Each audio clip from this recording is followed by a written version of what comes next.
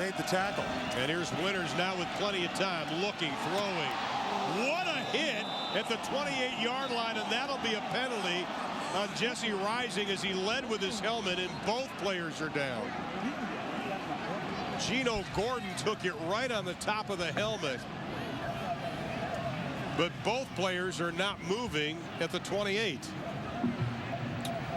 Oh my goodness, that's scary. That was scary.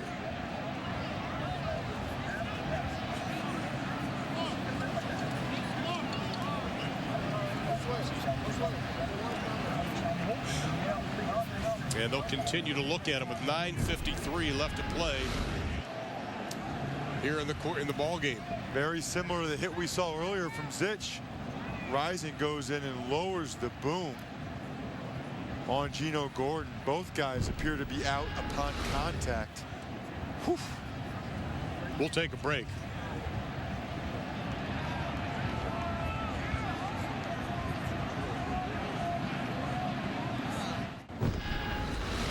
All right, thank you very much, Greg. It's a very tense time here in Cambridge, Massachusetts. They are bringing out a board and a stretcher. Once again, a collision. Jesse Reising, the senior out of Decatur, Illinois, who planned on joining the Marine Corps upon graduating from Yale. He is down. He had a head-on hit with Gino Gordon, the senior out of Bonita, California. 4th place all-time in Harvard rushing. And there was a vicious collision, gentlemen. Well, as you see, the pass completed to Gordon as he is heading upfield. Reising is coming back into traffic. Both guys go down. Gino Gordon takes off his helmet, yells at his teammates. He is up, but Reising is still down. They're putting him on the board.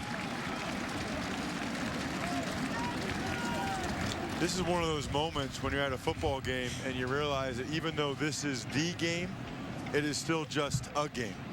Absolutely. You know, and everybody wants to win. It's important. But again, you want to make sure everyone stays free from any type of permanent injury.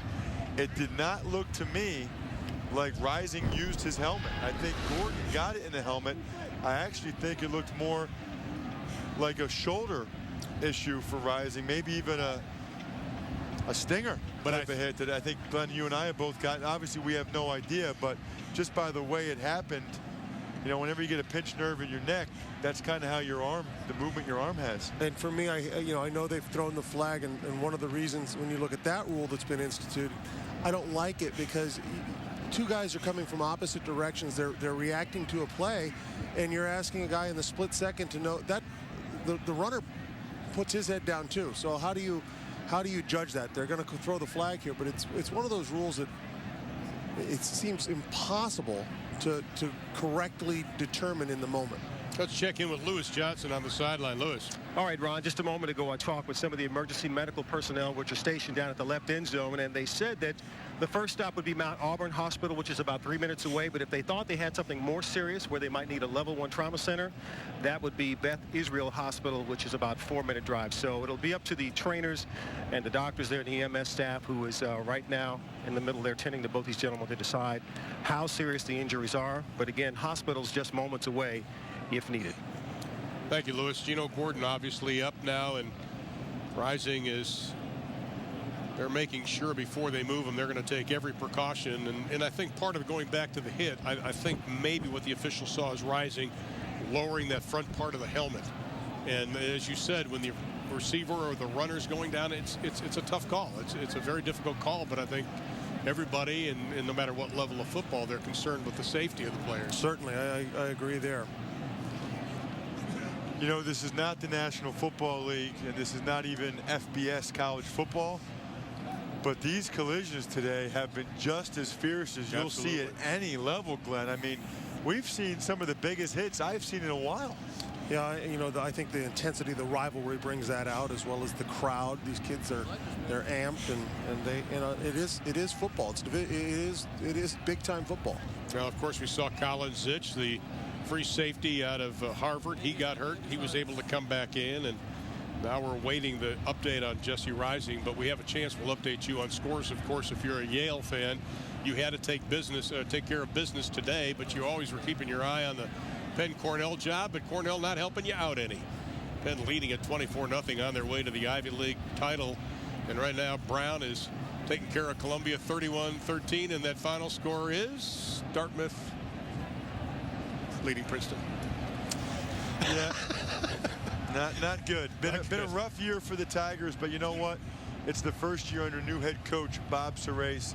I think that they will be back. In fact, I promise you they'll be back. It might not be next year, maybe the year after that, but Tigers will be much improved over the next couple years. Well, the Yale team now on the far side of the field, all they can do is watch. And Reising being put on the stretcher and strapped on.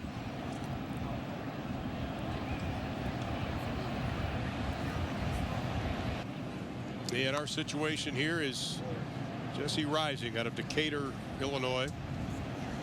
Semifinalist for the Walter Campbell Trophy, and spent this summer in Washington. Even worked with the Wounded Warrior Project. And young man has a great future ahead of him. Double major in economics and political science. In fact, his teammates voted him most likely to be president.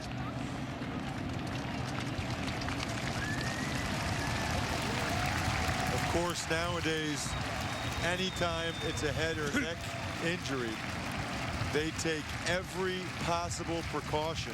As you can see the crowd rise to their feet to give Reising a standing O. Fellas, I've actually been in a situation or two before where an ambulance came on the field when I was in the National Football League, and what's really bizarre about it is that first play. You know, yes. It'll still be a couple minutes before they get Jesse off the field and hopefully, you know, get him some additional medical treatment. But as you can see, Tom Williams gathering his players.